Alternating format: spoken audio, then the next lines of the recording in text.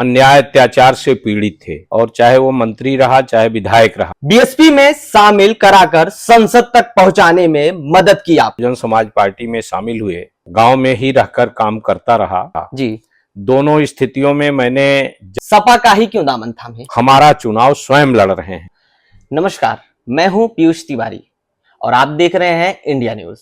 आज हम ऐसे व्यक्ति की बात करने जा रहे हैं जो उत्तर प्रदेश के कद्दावर नेता, समाजवादी पार्टी राष्ट्रीय सचिव, यूपी के पूर्व कैबिनेट मिनिस्टर, एक बार एमएलसी, 6 बार विधायक, वर्तमान में कटहरी विधानसभा से विधायक माननीय श्री लालजी वर्मा जी। लेकिन मंत्री जी, छात्र राजनीति से देश की राजनीति तक का सफर कितनी कठिनाइयों का सामना करना पड़ा? पहली बात तो मैंने बैचलर की डिग्री भी इलाहाबाद से ही कुलभासर से ली। अच्छा। और एमएससी एजी की भी डिग्री वहां से हासिल की जी। हमने 1980 में सार्वजनिक जीवन में प्रवेश किया और लोकदल के बैनर तले जी। चौधरी चरण सिंह को आदर्श मानकर। जी। और तब से लगातार हमने संघर्ष किया, और चूंकि हमने समाज सेवा का व्रत लेकर राजनीति में आने का काम किया था जी, इसलिए संघर्ष तो करना ही पड़ा, लेकिन संघर्ष सोचकर ही हम आए थे जिससे समाज सेवा हो सके। और हमें इस बात की खुशी है कि हमने समाज सेवा का जो उद्देश्य लेकर आए थे उसमें काफी हद तक हमने सफलता हासिल की। जी।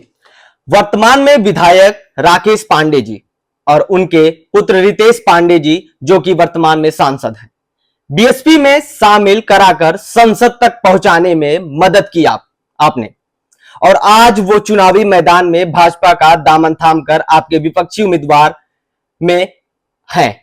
इस पर आप क्या कहेंगे?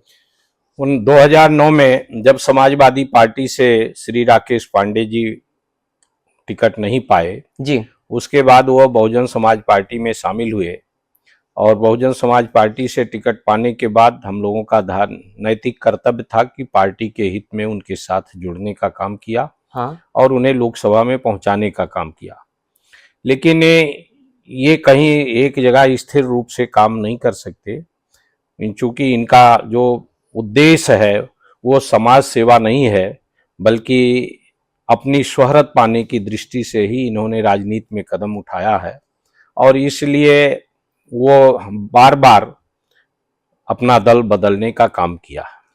मंत्री जी, कई लोगों का कहना है कि आप इतने बड़े शिखर पर पहुंच करके गवई राजनीति में दखल आपका रहता है, चाहे वह ग्राम प्रधानी हो, बीडीसी हो या ब्लॉक प्रमुखी हो।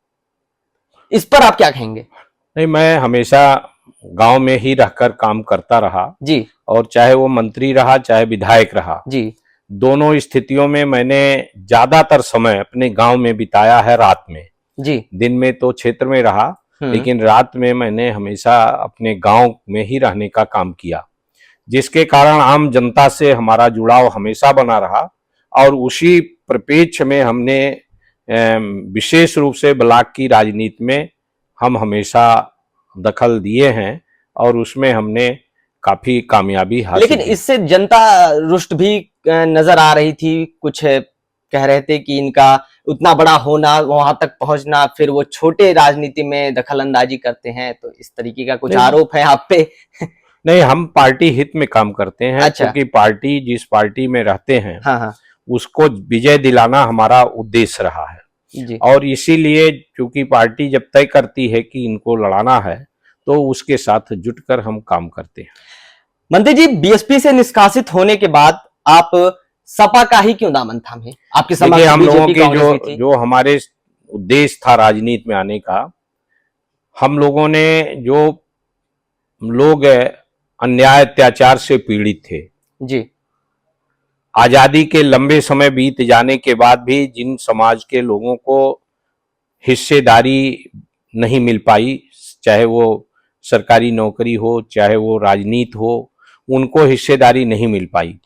और विशेष रूप से किसानों का जो लाभकारी मूल्य मिलना चाहिए या किसानों के हित के लिए जो काम होना चाहिए वो काम नहीं हो पाया। इसके कारण हम लोग उस उद्देश्य से, उस समय कांग्रेस हुकूमत में थी, लेकिन हमने भारतीय लोकदल का दामन थामा और उस दिशा में काम करते रहे। भारतीय लोकदल का जनता दल में विलीन होने के बाद हम जनता दल में रहे और जनता दल से चुनाव लड़कर हमने 1991 में कामयाबी हासिल की थी। उसके बाद हमने जब 1996 में जनता दल एक तरह से समाप्त हो गई, उस स्थिति में हमने बहुजन समाज पार्टी को अपने नजदीक पाया कि जिन उद्देश्यों को लेकर हम लड़ रहे हैं वो कार्य बहुजन समाज पार्टी भी कर रही है, जिसके कारण हम उसमें शामिल हुए जी। 2021 में 3 जून 2021 को बहुजन समाज पार्टी की राष्ट्रीय अध्यक्ष बहन कुमारी मायावती जी ने कुछ लोगों के प्रभाव में, कुछ लोगों के द्वारा गुमराह करने में, विशेष रूप से उसमें रितेश पांडे और दूसरे कुछ लोग हैं जिन लोगों का हाथ था, जिससे उन्होंने मुझे पार्टी से, हमें और राम अचल राजभर जी को निकाला। हम लोगों ने ये महसूस किया कि आज जो देश और प्रदेश की स्थिति है उसमें हम जिन उद्देश्यों को लेकर राजनीति में आए, जो हिस्सेदारी, चाहे पिछड़ा हो, दलित हो, बाबा साहब के जो समतामूलक समाज की स्थापना का जो उद्देश्य है, उस उद्देश्य को लेकर अगर कोई पार्टी चल रही है तो वो समाजवादी पार्टी है। भाजपा बिल्कुल उसके विपरीत काम कर रही है, तो इसलिए भाजपा में न जाकर हम लोगों ने समाजवादी पार्टी का दामन थामा। आपकी अपनी समाजवादी पार्टी इंडिया गठबंधन को इस चुनाव में कितनी सीट मिल रही है? हमें तो पूरा विश्वास है कि जिस तरह से भारतीय जनता पार्टी लोकतंत्र की हत्या करने में लगी हुई है, जिस तरह से बाबा साहब के संविधान को कुचलने का काम कर रही है, जिस तरह से इमरजेंसी से भी ज्यादा विपक्षी नेताओं को प्रताड़ित करने में लगी हुई है, उसका परिणाम, और जिस तरह से महंगाई बढ़ रही है और जिस तरह बेरोजगारी भी बड़े पैमाने पर बढ़ी है, उसका परिणाम होगा कि आने वाले चुनाव में जनता भारतीय जनता पार्टी को सत्ता से बेदखल करेगी और उत्तर प्रदेश में आश्चर्यजनक परिणाम आएगा। हमें पूरा विश्वास है कि 80 की 80 सीटें इंडिया गठबंधन जीतेगा। मंत्री जी, जब आप पहली बार लोकसभा चुनाव श्रावस्ती के मैदान से उतरे थे जी, आपका सपा के ही प्रत्याशी अतीक अहमद से चुनावी मैदान में सामना हुआ था जी।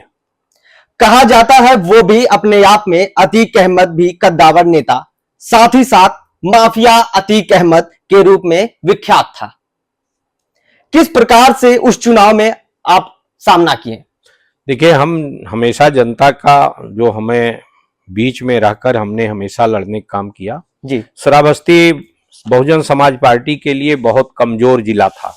वहां पर जाकर हमने संगठन के लोगों को साथ लेने का काम किया और गांव-गांव में जनता के बीच में जाकर हमने काम किया, जिसका ये परिणाम हुआ कि बहुजन समाज पार्टी वहां जितनी बार भी चुनाव लड़ी थी, उसके पहले जब बड़े बड़े लोग वहां चुनाव लड़े थे, उन सब से करीब 40-50 हजार वोट ज्यादा हम पाने में कामयाब रहे।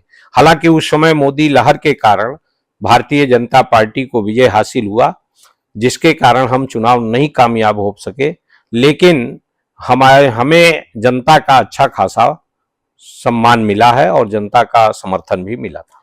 मंत्री जी, लोगों का कहना है कि आपके आने से पूर्वांचल में सपा का दबदबा बढ़ चुका है, क्या ये सच बात है? नहीं, हमारे आने से कोई बहुत बड़ा प्रभाव नहीं पड़ा, लेकिन हम लोग जनता के बीच में जाकर काम किए और समाजवादी पार्टी के राष्ट्रीय अध्यक्ष श्री अखिलेश यादव जी और कार्यकर्ताओं के सहयोग से हम लोग भी उसमें थोड़ा बहुत सहयोग करने में सफल हुए, जिसके कारण अम्बेडकर नगर की 5 की 5 सीटें समाजवादी पार्टी को मिली। मंत्री जी, इस चुनाव में आपका पोजीशन कहां पे है? निश्चित रूप से इस चुनाव में हम स्वयं नहीं लड़ रहे हैं, जनता चुनाव लड़ रही है और जनता अराजकता से, अन्याय से इजाद चाहती है, छुटकारा पाना चाहती है, भूमाफिया लोगों से भी छुटकारा पाना चाहती है। इसलिए इस बार किसान, मजदूर एकजुट होकर, व्यापारी, छोटे व्यापारी भी एकजुट होकर इस अन्याय अत्याचार को मिटाने के लिए और बाबा साहब का संविधान बचाने के लिए हमारा चुनाव स्वयं लड़ रहे हैं और हमें पूरा विश्वास है कि बहुत बड़े अंतर से समाजवादी पार्टी और इंडिया गठबंधन कामयाब हासिल होगी। मंत्री जी, सबका अपना अपना एक रोल मॉडल होता है, आपका कौन रोल मॉडल है? हमारा रोल मॉडल चौधरी चरण सिंह है मुख्य रूप से, और बाबा साहब का जो आदर्श है उसको लेकर हम चल रहे हैं। आप समाजवादी पार्टी के महासचिव भी हैं। जी हाँ। आने वाले फ्यूचर में आप समाजवादी को कहां देखना चाहते हैं? हम देखना चाहते हैं कि केंद्र की सरकार में समाजवादी पार्टी के सहयोग से इंडिया गठबंधन की सरकार बने। मंत्री जी, बस अंतिम सवाल आपसे, रैपिड फायर है, इसमें हम 2 चेहरे आपको देंगे, उसमें से आपको एक चेहरा चुनना रहेगा। आपका फेवरेट नेता, जिससे ये भी कह सकते हैं कि कौन हो सकता है या कौन है, राहुल गांधी पहला और अखिलेश यादव दूसरा? नहीं, अखिलेश यादव स्वाभाविक रूप से हमारे आदर्श नेता हैं। विपक्ष पार्टियों, जो बीजेपी के विपक्ष हैं, पार्टियों का आरोप रहा है कि ईवीएम और बैलेट पेपर, तो आपको क्या लगता है, ईवीएम सही है या बैलेट पेपर? नहीं, देखिए, जितने भारत दुनिया के विकसित देश हैं जहां से टेक्नोलॉजी का आविष्कार बहुत बड़े पैमाने पर हुआ है, वो सब बैलेट पेपर से चुनाव कराते हैं। जी। लोकसभा में मशीन लगी हुई है जो बटन दबाने के बाद रिजल्ट देती है, लेकिन उसके बाद फिर पर्ची से वोट पड़ाकर रिजल्ट डिक्लेयर किया जाता है। तो स्वाभाविक रूप से जनता की चाहत है और आम जनता की चाहत है कि बैलेट पेपर से चुनाव हो। इसलिए हमारी भी ये चाहत है कि बैलेट पेपर से चुनाव होना चाहिए, जिससे हमें ये दिखाई पड़े कि जिसको हमने वोट दिया है उसी को जा रहा है।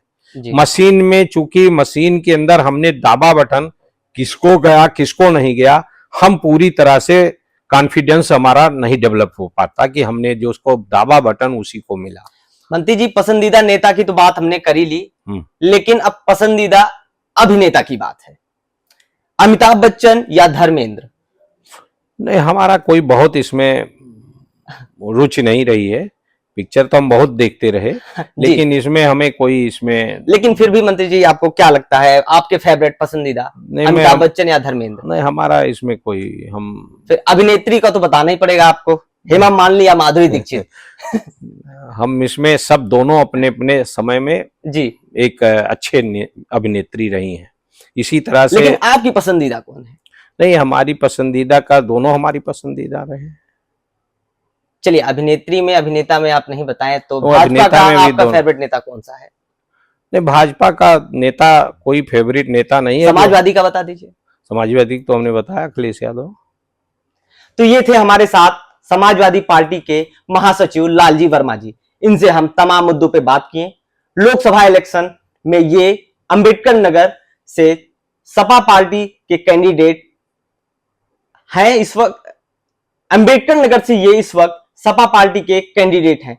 तमाम मुद्दों पे हमने चर्चा की, और ऐसे देश और दुनिया की खबर देखने के लिए आप देखते रहें इंडिया न्यूज। धन्यवाद।